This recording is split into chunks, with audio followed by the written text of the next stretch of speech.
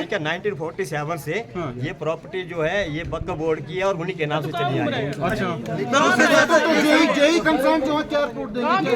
Property के ऊपर जाके रिपोर्ट देंगे कि आज की तारीख में प्रॉपर्टी का क्या स्टेटस है। नहीं सर, 1947 से जो केस चला आ रहा था उसके मुताबिक क्या जो 2 बिल्डिंग फ्लोर है वो क्या लीगल है, क्या बोला गया? नहीं, मस्जिद की बात हो रही है। मस्जिद वक्फ बोर्ड की प्रॉपर्टी है 1947 से लेकर के अब तक। लेकिन उसमें आपको एक मिनट रुकना, सवाल इशू क्या है?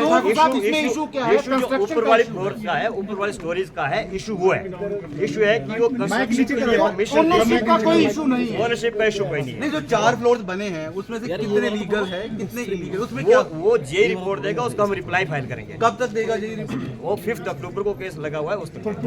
वक्फ बोर्ड ने कहा है कि सारी मस्जिदों को सील किया गया है कोर्ट के अंदर। नहीं, ये मुझे पता है, ये वक्फ बोर्ड ने कभी भी कहा है। तो बस इतना ये आज के दिन से बाकी 5 अक्टूबर को लगेगा। एक चीज क्लियर कर दीजिए कि ओनरशिप को लेकर कोई इशू नहीं है। से टिल डेट तक वक्फ बोर्ड इस प्रॉपर्टी का मालिक है। सब रिकॉर्ड सिर्फ और सिर्फ जो फ्लोर हाँ, उसके रिगार्डिंग वो स्टेटस रिपोर्ट सबमिट करेंगे। तो जो लोकल ठाकुर साहब इसमें कोर्ट लोकल की तरफ से जो कंप्लेंट हुई है वो हाँ, क्या है? उसको देखेंगे, एग्जामिन करेंगे कि उन्होंने एप्लीकेशन किया है। अच्छा ठाकुर साहब, कोर्ट का ये कहना था कि आपको पहले इतनी बार नोटिस जारी हो चुका है, उसके बावजूद भी कंस्ट्रक्शन क्यों की गई? वो ओन्ड बाय हिमाचल गवर्नमेंट है। नो, ऐसा कभी नहीं कहा गया।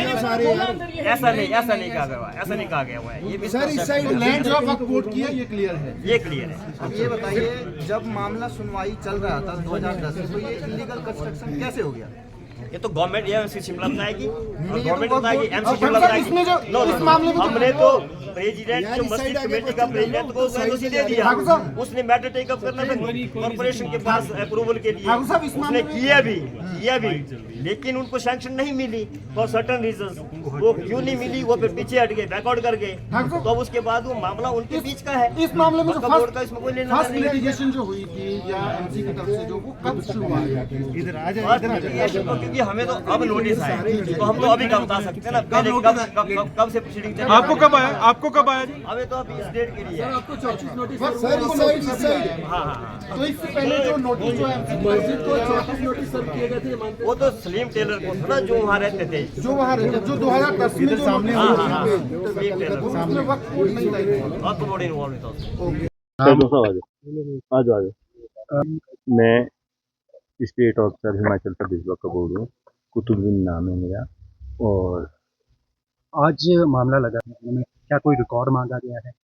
नहीं, आज हमने अपने स्टैंडिंग काउंसिल के थ्रू रिप्लाई फाइल किया है हिमाचल प्रदेश वक्फ बोर्ड में, और हमारे को रिप्लाई के लिए टाइम दिया था कोर्ट ने। आज समन किए गए थे, तो आज हमने रिप्लाई फाइल किया है। क्या कुछ फाइल किया, क्या कुछ कहा गया? रिप्लाई एज पर रिकॉर्ड ही किया गया, जो रिकॉर्ड अवेलेबल डिपार्टमेंट के पास था। रेवेन्यू एजेंसी से हमने 1947 का रिकॉर्ड कलेक्ट किया, और फर्दर जो रिकॉर्ड डिपार्टमेंट के पास था, और सेंट्रल गवर्नमेंट ने इसकी गजट नोटिफिकेशन की थी।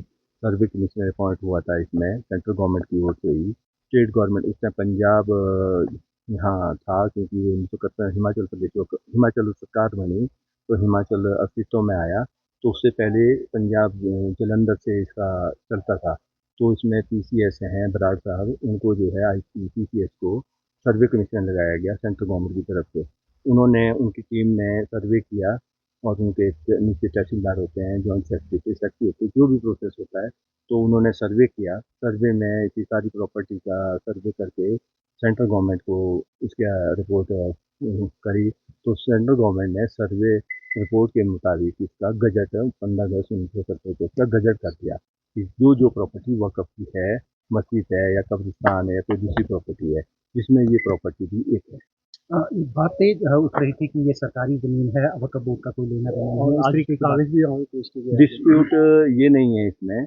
डिस्प्यूट इसमें ओनरशिप का कोई नहीं है, क्योंकि इसमें 1947 से पहली एंट्री या 1905 की जमाबंदी में भी मस्जिद है थी।